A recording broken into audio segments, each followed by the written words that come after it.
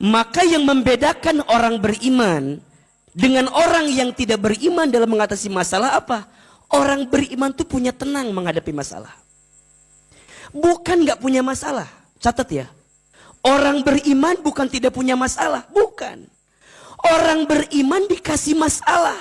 Bahkan kata Nabi, makin tinggi imannya, makin besar masalahnya. Betul? Makin tinggi imannya, makin berat masalahnya. Tapi karena dia punya benteng iman, seberat apapun masalah jadi ringan. Karena dia punya iman kepada siapa? Allah.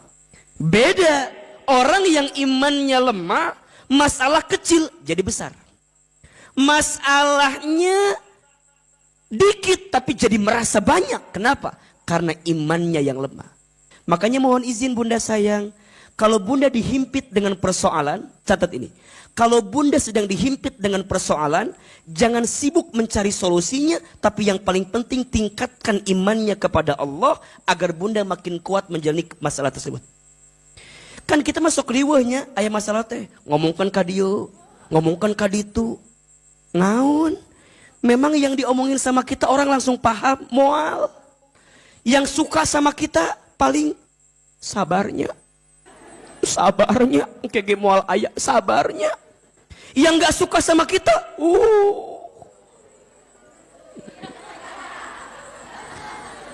Yang suka paling bilang sabar, yang gak suka nyukurin dengan apa yang kita timpa, betul? Wah, kamu mahnya wajar loba masalah, loba dosa, maneh mah jadi gitu. Eta bunda dikitukan kan makin jatuh merenan, betul gak? Kecuali yang bicara mungkin di atas bunda.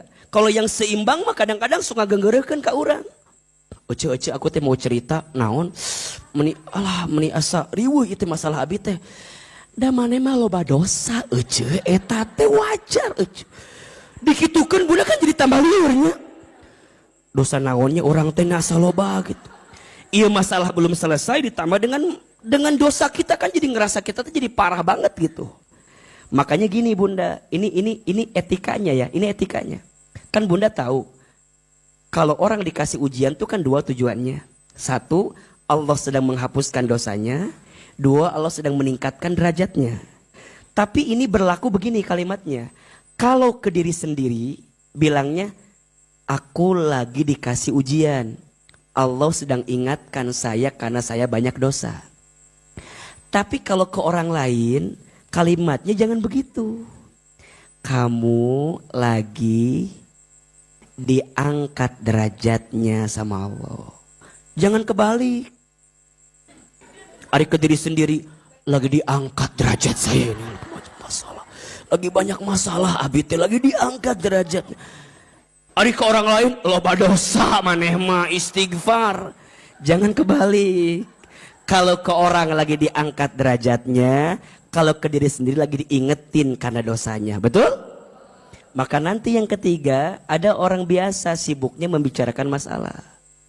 Ada yang keempat, orang besar sibuknya mengatasi masalah. Ada yang kelima, orang beriman naik derajat dengan masalah.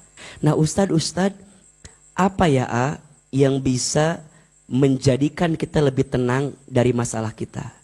Salah satu caranya Allah memerintahkan satu ibadah, yang ibadah ini ya, Allah memerintahkan kita ibadah, yang ibadah ini adalah inti sari dari ibadah. Namanya doa. Namanya apa? Jadi doa itu mukhul ibadah. Ad-du'a'u mukhul ibadah. Ad-du'a'u mukhul ibadah. Apa artinya Ustadz? Doa itu inti sari ibadah. Semua ibadah pasti isinya apa? Doa. Betul apa betul? Semua ibadah ternyata isinya apa? Doa. Sholat isinya apa? Doa. Baca Quran sebelumnya kita baca apa? Doa. Dalam puasa pasti ada doa. Betul? Dalam infak sodakoh pun ada doa. dalam haji dan umroh pun ada doa. Maka doa itu adalah intisari ibadah. Berarti orang yang jarang berdoa, dalam tanda kutip, berarti dia jarang apa? Ibadah. Orang yang tidak melibatkan doa dalam hidupnya, berarti dia orang yang miskin ibadahnya, kurang ibadahnya. Maka seberapa penting doa itu? Jawabannya penting banget. Jawabannya lebih keras. Seberapa penting doa itu? Kenapa penting banget? Catat.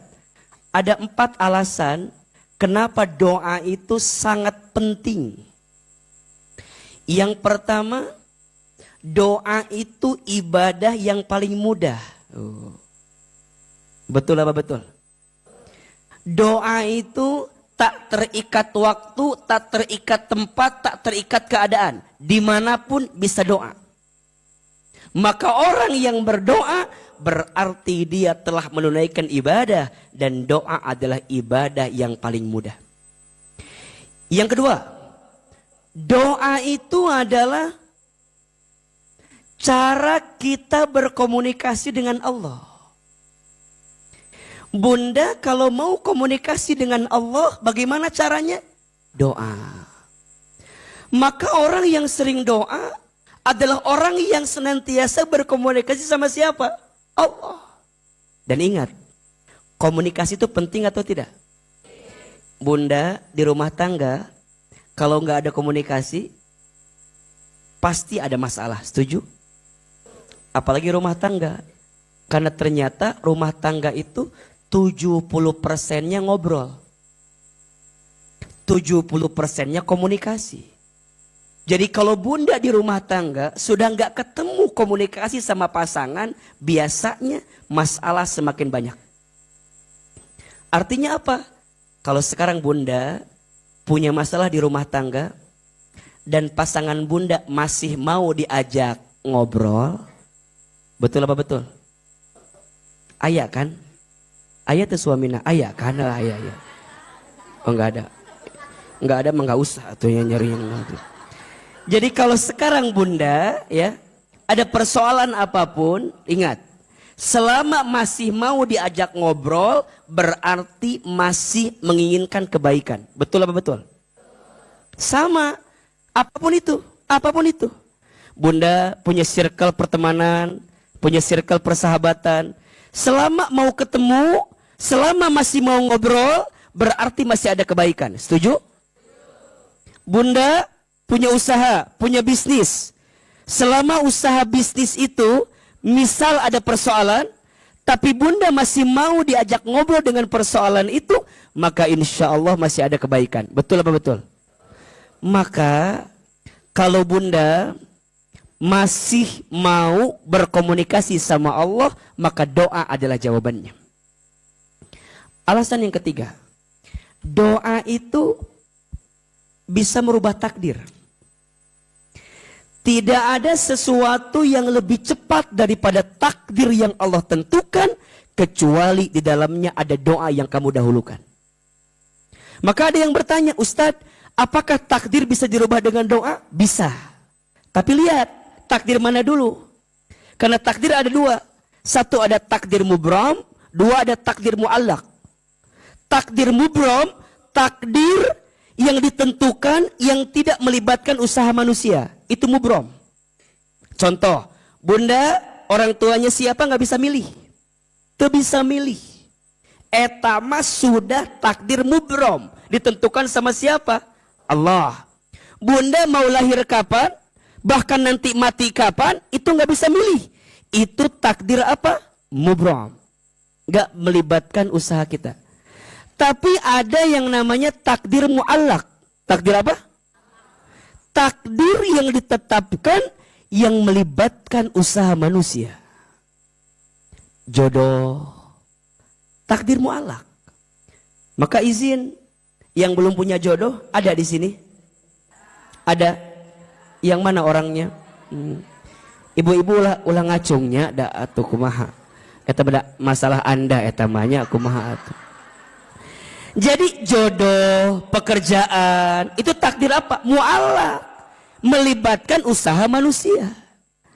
Makanya yang namanya jodoh harus dicari, harus dinanti. Nggak bisa kemudian kalem we, da jodoh mual ka mana? Heueuh. Jodoh mual ka mana kan ka mana-mana gitu kan.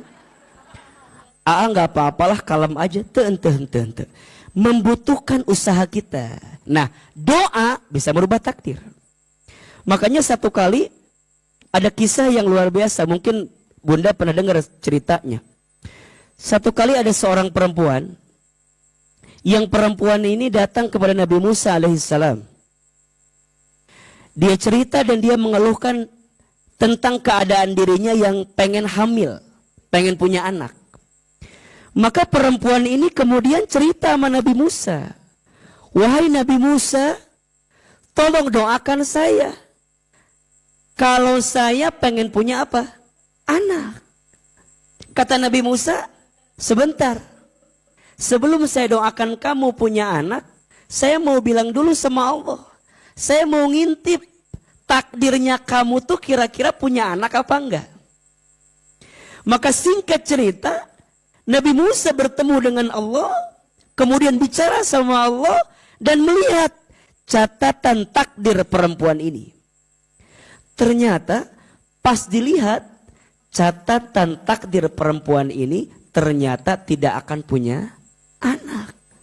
Maka saat Nabi Musa ketemu lagi sama perempuan ini, bilang sama perempuan ini, wahai fulanah, bersabarlah dirimu, gitu jawabannya.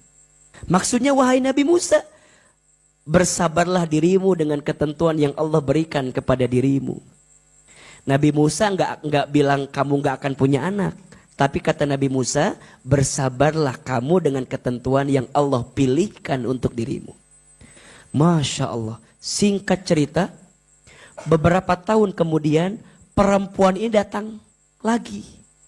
Datangnya enggak sendiri, tapi datangnya bersama anak yang usianya udah 4 tahun atau 3 tahun. Dijingjing atau dituntun ya. Anaknya dituntun. Maka anaknya dituntun, kemudian nemuin Nabi Musa. Maka perempuan ini bilang, wahai Nabi Musa, terima kasih. Kata Nabi Musa, terima kasih kenapa? Terima kasih dulu engkau telah mendoakanku agar aku punya anak. Dan alhamdulillah Nabi Musa, sekarang aku sudah punya anak. Nabi Musa kira-kira bingung atau tidak? Kenapa bingungnya? Karena dalam catatan takdir perempuan ini nggak akan punya anak. Kata Nabi Musa, siapa ini anaknya? Kata perempuan ini, ya inilah anak yang dulu aku minta untuk dihadirkan. Berkat doamu aku jadi punya anak. Kata Nabi Musa, jujur li ya. Jujur li. Ini jujur li itu ya. Sejujurnya. Jujur li itu. Itu anak-anak besti-besti gitu ya. Jujur li ya. Jujur li ya. Dulu tuh aku gak doain kamu akan punya anak. Perempuan ini kaget. Hah? Kok bisa? Iya, karena aku mengintip catatan takdirmu, kamu gak akan punya anak. Jadi, ini anak siapa? Jadi ini gimana bisa jadi punya anak? Kemudian Nabi Musa nanya, wahai fulana, apa yang kamu lakukan? Sehingga kamu bisa merubah catatan takdir yang Allah tentukan untukmu. Sehingga engkau yang awalnya tercatat tidak akan punya anak, tapi ternyata engkau jadi punya. Maka fulana itu menjawab, wahai Nabi Musa, setelah aku pulang darimu, engkau bilang kepadaku bersabar dengan ketentuan Allah. Aku memahami, aku jangan pernah berhenti berdoa. Setiap malam aku doa, setiap malam aku doa. Aku minta sama Allah agar Allah berikan kepadaku seorang anak. Dan ternyata Doa-doa yang aku panjatkan itu mungkin yang menjadikan catatan takdirku berubah. Yang awalnya gak akan punya anak jadi punya. Nabi Musa gak sampai situ, penasaran. Maka Nabi Musa ngadu sama Allah. Duhai Allah, kenapa engkau, kalau bahasa kita ya, kenapa engkau kan bilangnya dia gak akan punya anak. Saya malu, kata Nabi Musa. Kan gitu kalau curhat gitu tuh. Nabi Musa tuh kan di antara nabi yang kalimullah ya, bisa bicara dengan Allah gitu. Aku malu. Padahal dia tuh gak akan punya anak, tapi kenapa jadi punya anak? Aku malu. Apa kata Allah? Wahai Musa, sungguh doanya di setiap malam yang merubah catatan takdir yang aku tetapkan, aku berikan kepadanya karena doa yang dia panjatkan setiap malam. Maka mohon maaf Bunda, sekarang apapun yang sudah terjadi dengan Bunda, rubah dengan apa? Doa. Makanya izin, mohon maaf, jangan nanggung kalau punya keinginan. Karena kita punya apa? Doa. Maka doa bisa merubah takdir. Tidak ada satu hal yang paling terdepan melebihi takdir kita kecuali apa? Doa. Satu, doa itu adalah ibadah yang paling mudah. Dua, doa itu adalah cara kita berkomunikasi sama Allah. Tiga, doa itu bisa merubah takdir. Dan yang keempat, doa itu senjata orang beriman. Ad-doa'u silahul mu'min. Doa itu senjata orang beriman. Makanya mohon maaf Bunda sayang, kalau kita mengedepankan kemampuan kita sebagai manusia, ada batasnya atau tidak? Ada. Makanya izin mohon maaf, kalau Bunda udah ngerasa kok hidup ini tuh beratnya luar biasa. Udah gak ada pundak untuk aku bersandar. Udah gak ada telinga yang bisa mendengarkan curhatanku. Bagaimana caranya? Maka doa adalah jawabannya. Betul? Bunda disakiti sama orang, sakit gak? Di mana sakitnya? Di dia kan sakitnya kan. Bunda kalau orang nyakitin kita, boleh gak kita balas? Boleh gak? Kumaha sih jawaban teh? Kalau orang nyakitin kita, boleh gak kita balas? Orang nyakitin kita, boleh kita balas? Jawabannya boleh. Boleh gak? Asalkan balasannya harus sama dengan cara dia menyakiti kita. Dia nyakitin kita satu, kita balasnya satu. Boleh atau tidak? Yang tidak boleh Bunda membalas orang melebihi daripada apa yang dia berikan ke kita. Dan kecenderungan manusia kalau ngebalas sama atau lebih besar?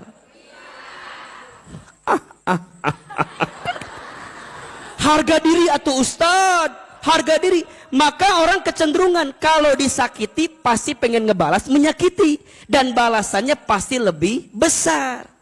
Maka mohon maaf, daripada membalas yang khawatir lebih besar daripada yang dia sakiti ke kita, lebih baik memaafkan. Tapi enak banget ya, dia nyakitin saya, dia mengobrak-abrik perasaan saya, dia ngambil harga diri saya, dia zolimin, dia nyakitin, dia ngomongin, dia merenggut harga diri, dia mengacaukan kehidupan.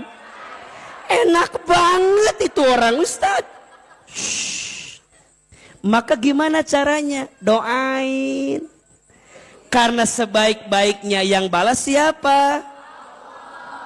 Kalau Bunda ngebalas, zolimin balik, berarti Bunda tuh gak percaya Allah sebaik-baiknya yang membalas.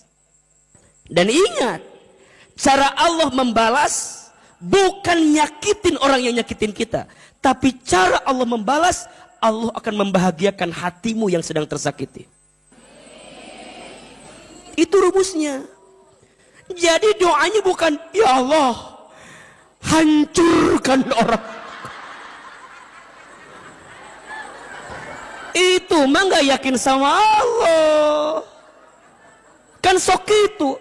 Ya Allah, setega itu dia sama saya. Tolong ya Allah, kalau dia pakai mobil tabrakan ya Allah. Bukan. Cara Allah ngebalas boleh jadi bukan balas nyakitin orang yang nyakitin kamu, Besti. Sayang. Jadi bukan, ya Allah, kapan orang itu hancur ya Allah? Aku udah hancur, aku udah sakit. Bukan. Cara Allah ngebalas bukan menghancurkan orang yang nyakitin kamu, tapi cara Allah membalas akan ngebahagiain hati kamu. Makanya nanti kalau kamu ditinggal sama orang sakit kan, aku bisa tuh, dia tuh tega banget ninggalin saya. Aku tuh lagi cinta-cintanya banget sama dia, tapi dia tuh malah ninggalin kan sakit. Shhh. Orang itu mungkin pergi ninggalin kamu, tapi nanti Allah kirimkan orang lain yang bisa membahagiakan kamu. Bunda izin dizolimi sama suami, pernah nggak? Oh enggak, aman berarti. Bunda dizolimi sama suami, ada yang begitu? Ada. Bunda jangan doa, ya Allah hancurin suami saya ya Allah. Jangan. Izin. Suami bunda misalnya suami bunda misalnya diambil sama perempuan lain. Bukan diambil. Tapi suami bunda dikasih hati yang lebih lapang, sehingga bisa menyimpan perempuan lain di dalam hatinya. Ini ilmu, bukan kode, ya mah biar kita ngerti ilmu nak, gitu. Kan bunda sok itu, Ustadz dia ngambil suami, bukan ngambil. Suamimu dikasih hati yang lapang, sehingga masih ada space bagi perempuan lain. Itu pun kalau dia mau, ya kalau enggak mah orang nuriu coba.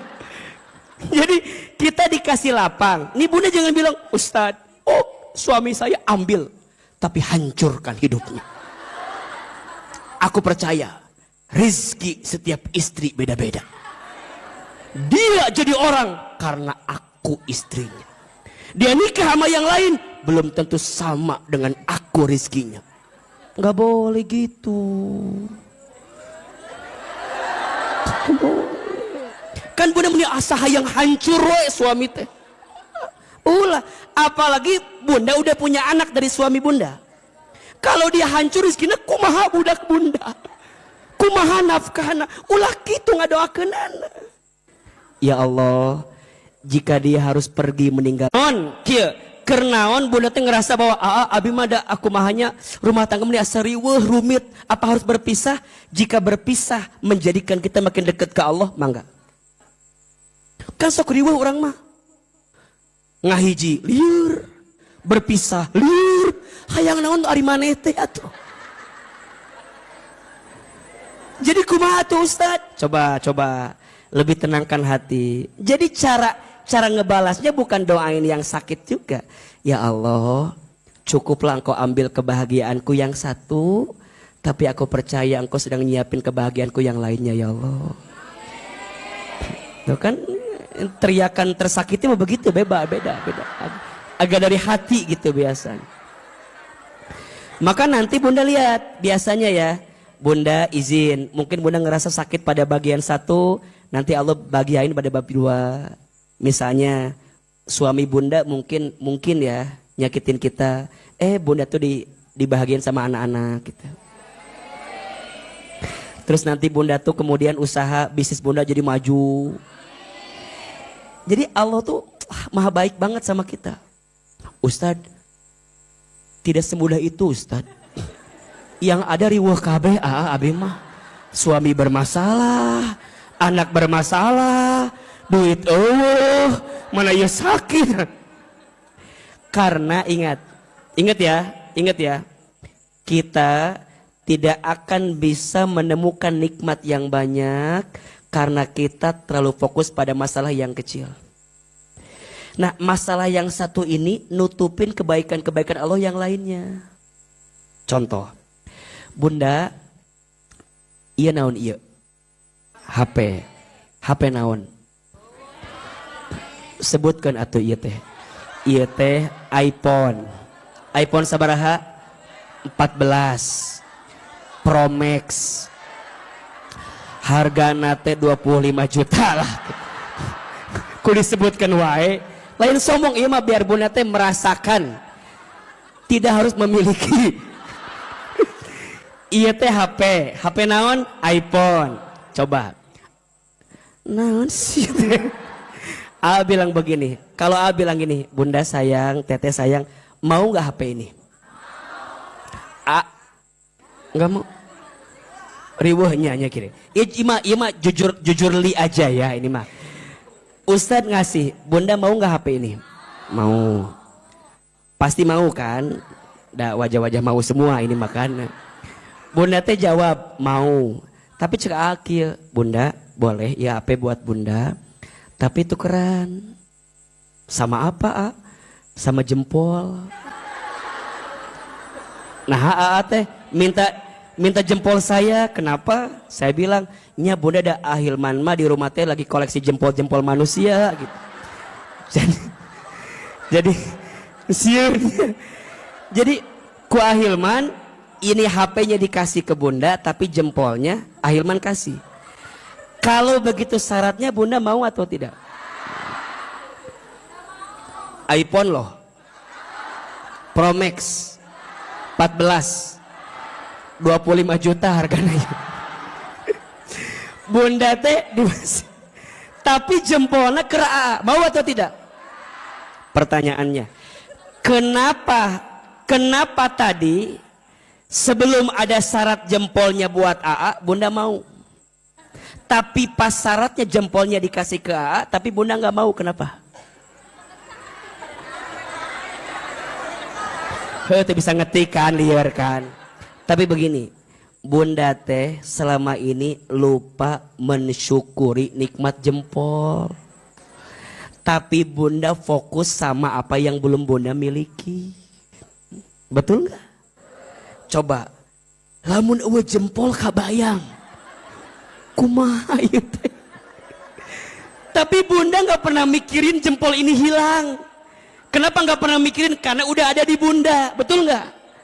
Pas sekarang A bilang sini jempolnya, nggak mau. Malah Bunda sibuk mikirin yang belum Bunda punya. Betul apa betul? Dalam hidup sering begitu. Mikirin apa yang belum kita punya sampai bikin stres. Tapi Bunda nggak pernah bersyukur sama apa yang sudah Bunda punya. Betul apa betul? Nu aya, lihat. Allah cabut nikmat sama yang ada karena Bunda fokus sama yang tidak ada.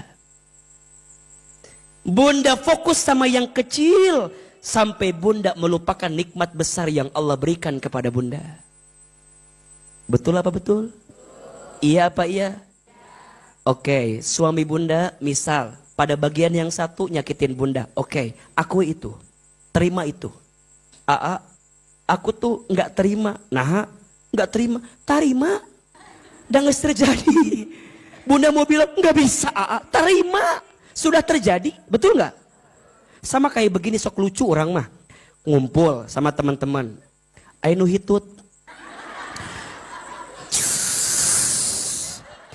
dan kadang-kadang mohon maaf, yang kentutnya nggak ada bunyi lebih bau, betul nggak? Non iya gitu kan set. Oke. Ketika itu kentutnya keluar, baunya hadir dalam kehidupan kita kan gitu. Pertanyaan Ahilman begini, sok lucu, kenapa ada orang yang masih suka nyari sahanu hitut? Sahanu hitut. Pertanyaan saya, buat apa nyari orang siapa yang hitut? Memangnya kalau ketahuan siapa yang kentut, baunya hilang gitu? Kan enggak kan? Terus untuk apa kita teh? Menurut Aama ruginya dua. Satu, rugi capek-capek nyari orang siapa yang kentut. Yang kedua jadi fitnah kabatur. Mana hitutnya? Mana hitutnya? Kita teh lagi kumpul sama teman-temannya, lagi ngobrol, jadi kayak bad mood coba. Dituduh hitut nyeri hati kan. Lebih baik dituduh punya hutang daripada dituduh hitut nyeri hati. Tapi bunda sok itu, sanu hitut. Mana hitutnya? Mana lagi ngumpul jadi bad mood, orang mau dituduh hitut nyeri hati ngumpul dia tuh. Pertanyaan Ahilman, oke, misalnya jujur, saya hitut, misalnya, walaupun mual mungkinnya rasanya ya, saya hitut. Pertanyaannya, udah ketahuan yang kentut, saya hitut, memang baunya hilang? Sudah disedot? Diterima oleh kita? Buat apa? Terus kumaha tua? Udah terima, sudah terjadi. Bagusnya nanti mah kalau lagi kumpul ada yang hitut bau, set resapi.